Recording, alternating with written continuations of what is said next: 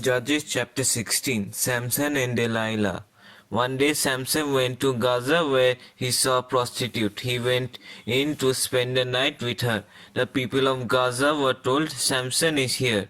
So they surrounded the place and lay in wait for him all night at the city gate. They made no move during the night, saying, At dawn we'll kill him. But Samson lay there only until the middle of the night. Then he got up and took hold of the doors of the city gate, together with the two posts, and tore them loose, bar and all. He lifted them to his shoulders and carried them to the top of the hill that faces Hebron. Some time later, he fell in love with a woman in the valley of Sorek whose name was Delilah. The rulers of the Philistines went to her and said, See if you can lure him into showing you the secret of his great strength and how we can overpower him so we may tie him up and subdue him. Each one of us will give you 1100 shekels of silver. So Delilah said to Samson, Tell me the secret of your great strength and how you can be tied up and subdued. Samson answered her, If anyone ties me with 7 fresh thongs that have not been dried, I'll become as weak as any other man. Then the rulers of the Philistines brought her 7 fresh thongs that had not been dried, and she tied him with them. With men hidden in the room, she called to him, Samson, the Philistines are upon you. But he snapped the thongs as easily as a piece of string snaps when it comes close to a flame. So the secret of his strength was not discovered. Then Delilah said to Samson, You have made a fool of me. You lied to me. Come now, tell me how you can be tied. He said, If anyone ties me securely with new ropes that had never been used, I'll become as weak as any other man. So Delilah took new ropes and tied him with them. Then with men hidden in the room, she called to him, Samson, the Philistines are upon you. But he snapped the ropes off his arms as if they were threads. Delilah then said to Samson, Until now you have been making a fool of me and lying to me. Tell me how you can be tied.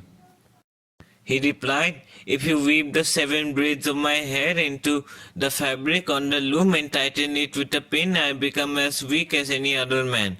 So while he was sleeping, Delilah took the 7 strands of his head, wove them into the fabric and tightened it with the pin.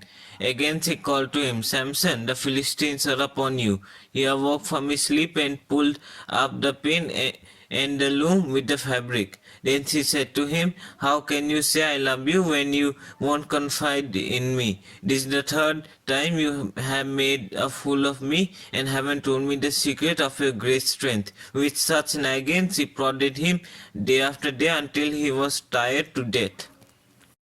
So he told her everything. No razor has ever been used on my head, he said, because I have been a Nazirite dedicated to God from my mother's womb. If my head was shaved, my strength would leave me, and I would become as weak as any other man. When Delilah saw that he had told her everything, she sent word to the rulers of the Philistines, Come back once more. He told me everything. So the rulers of the Philistines returned with the silver in their hands. Having put him to sleep on her lap, she called for someone to shave off the 7 braids of his hair, and so began to subdue him, and his strength left him. Then she called, Samson, the Philistines are upon you. He awoke from his sleep and thought, I go out as before and shake myself free. But he did not know that the Lord had left him. Then the Philistines seized him, gouged out his eyes, and took him down to Gaza. Binding him with bronze shackles, they set him to grinding grain in prison. But the hair on his head began to grow again after it had been shaved. The death of Samson.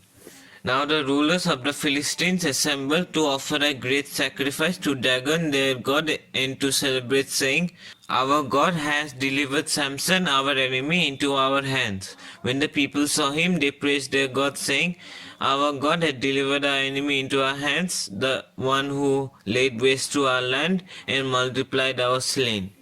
While they were in high spirits, they shouted, Bring out Samson to entertain us. So they called Samson out of the prison, and he performed for them. When they stood him among the pillars, Samson said to the servant who held his hand, Put me where I can feel the pillars that support the temple, so that I may lean against them.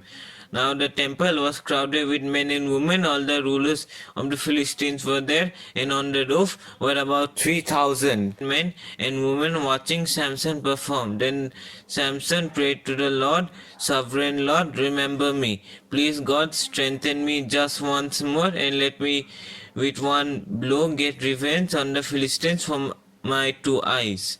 Then Samson reached toward the two central pillars on which the temple stood, bracing himself against them, his right hand on the one and his left hand on the other. Samson said, let me die with the Philistines. Then he pushed with all his might, and down came the temple on the rulers and all the people in it. Thus he killed many more when he died than when he lived. Then his brothers and his father's whole family went down to get him. They brought him back and buried him between Zorah and Eshtaol in the tomb of Manoah, his father. He had led Israel 20 years. Judges chapter 17. Micah's idols. Now a man named Micah from the hill country of Ephraim said to his mother, the 1100 shekels of silver that were taken from you, and about which I heard you utter a curse, I have the silver with me, I took it. Then his mother said, the Lord bless you, my son. When he returned the 1100 shekels of silver to his mother, she said, I solemnly consecrate my silver to the Lord for my son to make an image overlaid with silver. I will give it back to you. So after he returned the silver to his mother, he took 200 shekels of silver and gave them to a silversmith who used them to make an idol, and it was put in Micah's house. Now this man Micah had a shrine, and he made an effort in some household gods and installed one of his sons as his priest. In those days Israel had no king, everyone did as they saw fit. A young Levite from Bethlehem in Judah, who had been living within the clan of Judah, left that town in search of some other place to stay. On his way he came to Micah's house in the hill country of Ephraim. Micah asked him, where are you from? I am a Levite from Bethlehem in Judah, he said, and I am looking for a place to stay. Then Micah said to him, live with me and be my father and priest, and I give you 10 shekels of silver a year, your clothes and your food. So the Levite agreed to live with him, and the young man became like one of his sons to him. Then Micah installed the Levite, and the young man became his priest and lived in his house. And Micah said, now I know that the Lord will be good to me, since this Levite has become my priest. Judges chapter 18. The Danites settle in Lais. In those days Israel had no king, and in those days the tribe of the Danites was seeking a place of their own where they might settle, because they had not yet come into an inheritance among the tribes of Israel. So the Danites sent 5 of their leading men from Zorah and Eshtaol to spy out the land and explore it. These men represented all the Danites. They told them, go explore the land. So they entered in the hill country of Ephraim and came into the house of Micah, where they spent the night. When they were near Micah's house, they recognized the voice of the young Levite. So they turned in there and asked him, who brought you here? What are you doing in this place? Why are you here? He told them what Micah had done for him and said, he has hired me and I am his priest. Then they said to him, please inquire of God to learn whether our journey will be successful. The priest answered them, go in peace, your journey has the Lord's approval. So the 5 men left and came to Lais, where they saw that the people were living in safety like the Sidonians, unsuspecting and secure. And since their land lacked nothing, they were prosperous. Also, they lived a long way from the Sidonians and had no relationship with anyone else. When they returned to Zorah and Eshtaol, the Danites asked them, how did you find things? They answered, come on, let's attack them. We have seen the land and it is very good. Aren't you going to do something? Don't hesitate to go there and take it over. When you get there, you will find an unsuspecting people and a spacious land that God has put into your hands, a land that lacks nothing whatever. Then 600 men of the Danites, armed for battle, set out from Zorah and Eshtaol. On their way, they set up camp near Kiriath Jearim in Judah.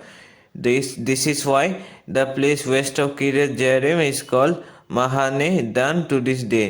From there they went on to the hill country of Ephraim and came out to Micah's house. Then the 5 men who had spied out the land of Laish said to their fellow Danites, "Do you know that one of these houses has an ephod, some household gods, and an image overlaid with silver? Now you know what to do." So they turned in there and went to the house of the young Levite at Micah's place and greeted him. The 600 Danites armed for battle stood at the entrance of the gate. The 5 men who had spied out the land went inside and took the idol, the ephod, and the household gods, while the priests and the 600 armed men stood at the entrance of the gate. When the 5 went into Micah's house and took the idol, the ephod, and the household gods, the priest said to them, "What are you doing?" They answered him, "Be quiet. Don't say a word. Come with us and be our father and priest. Isn't it better that you serve a tribe and clan in Israel as priests rather than just one man's household?"